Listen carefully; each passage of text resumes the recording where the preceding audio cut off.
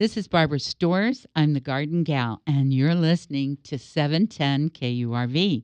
This morning we have with us Teresa Stern, and Teresa is a local gal who is an author, and she has a couple of books out, and she's going to be at the Growing Growers Farmers Market this morning, and she's going to do a reading from one of her books. Welcome, Teresa. Thank you. I'm so glad you could come. This first book of yours is called The Grocery Store Alphabet Game. And this is just adorable. Tell us, Teresa, what is the book about? And then maybe you can share with us how you got into writing. Tell us, what is this about? The grocery store alphabet game is about a little girl named Kayla who don't like grocery shopping. So mommy make it a game so they go up and down the aisles, naming things from A to Z, and they tell a little story. And the story kind of have a little bit of a Norman Rockwell feel. Okay. So this child learns all about the vegetables and the fruits. I love this. You spent a lot of time. Instead of doing candy, you did cantaloupes in this book, and I think this is great. You sure were after my heart when you did it. Um, I had a young lady who's a mommy of a young girl, and she saw your book, and she said, "Oh, this is just so cute. I've got to get a copy of this book." So I know she's coming this morning, and she's going to bring her little girl to hear Teresa read from the book. What inspired you to write a children's book? Um, How did you get inspired to do this? I was at the time I was taking like child development courses and working in daycare. So I Mm-hmm. watched children interact and play and said, "Oh, this would make a good children's story," and I can write children's book. And how I got into the grocery store alphabet game, I had like a food dictionary from the A to Z, looking at recipe. Like, Uh-huh. okay, it's very generic. It gives like scientific. So Yes. why not make it into an ABC book and make it fun for children and parents?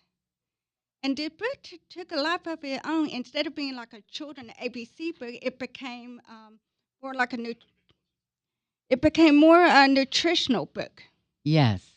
Okay. And it Yeah. and You it started avoiding some of those things that were not necessarily healthy. You went for more of the healthy things, right? yes. And so that whole conversation about what you're going to have for dinner and what you're going to have for Sunday dinner for the grandma's visit and everything, you started talking about healthy things.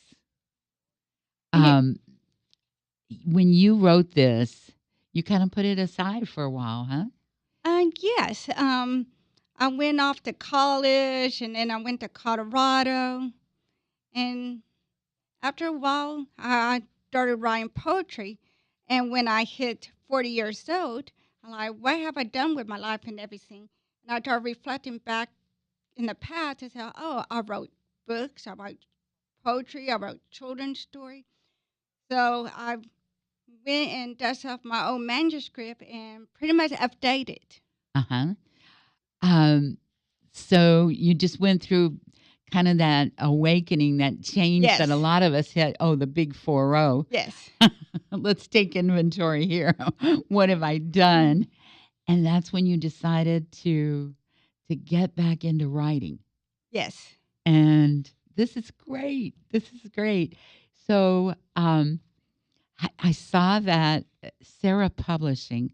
I didn't even know when I got into um, doing some research for this morning. I didn't realize that we had a publishing company right here. I've worked with Tony Corso over at CopyZone, and I know that Tony sometimes helps authors to do self publishing. But Sarah Book Publishing is right there in Brownsville, and they've got an office in Harlingen, Mhm. and that's who you went to for your book. How did you find out about them? How did you Okay. get all this started? See, I have a friend named Lupita, and she owned like a shop called Hope and Dreams.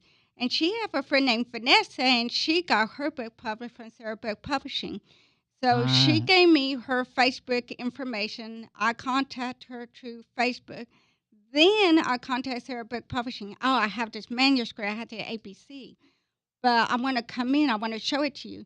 So I came in. I gave in the CD, and I think about 2 days later, it got accepted for publication. wonderful, wonderful.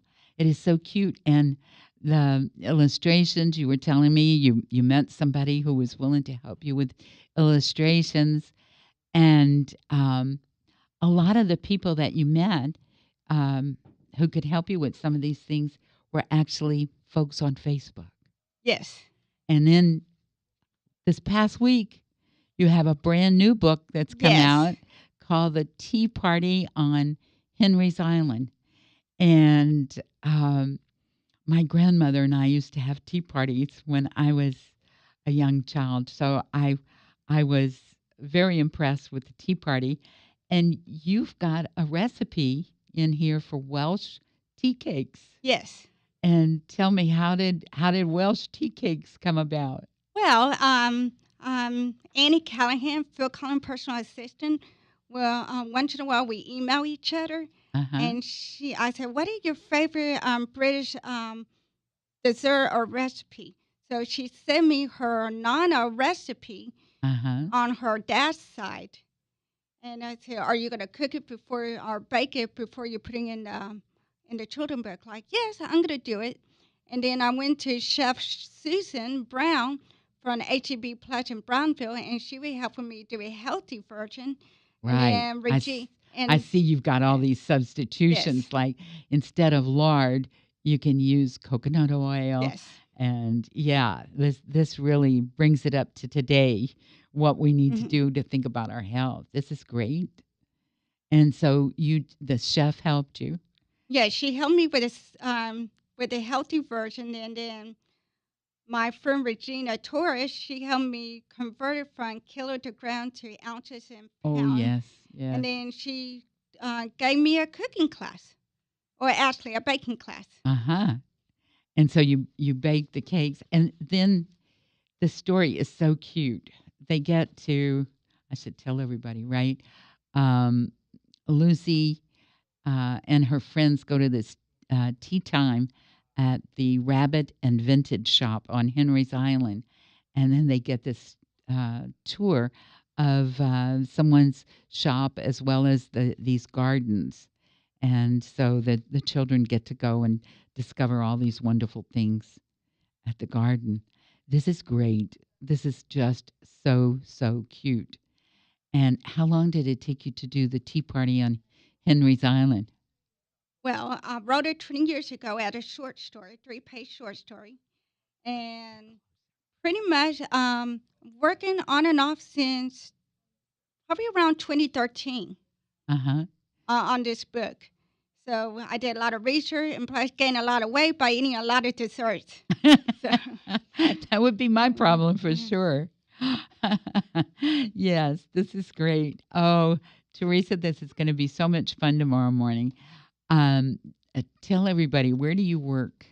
I work at Valley Association for Independent Living Val. We're an independent living center, and we work with people with disability, and we help them become independent in their life. And with the Healthy Cookbook, we have a lot of people with disability. They have high blood pressure, diabetes, and obesity. So I wanted to make it Uh-huh. healthy for them. Yes. And plus, my nephew-in-law, he got celiac disease. Yeah, celiac. Yes. This is So, this is really serious. The yes, gluten problems that a yes, lot of people have. Yeah. So you've had lots of inspiration, huh? yes. So hitting age 40 turned out to be a really good thing. Pretty much, yes. A whole different life, right? And becoming an author. This is great. I want to thank you for coming in and talking with us, Teresa. And I look forward to seeing you this morning at the Growing Growers Farmers Market.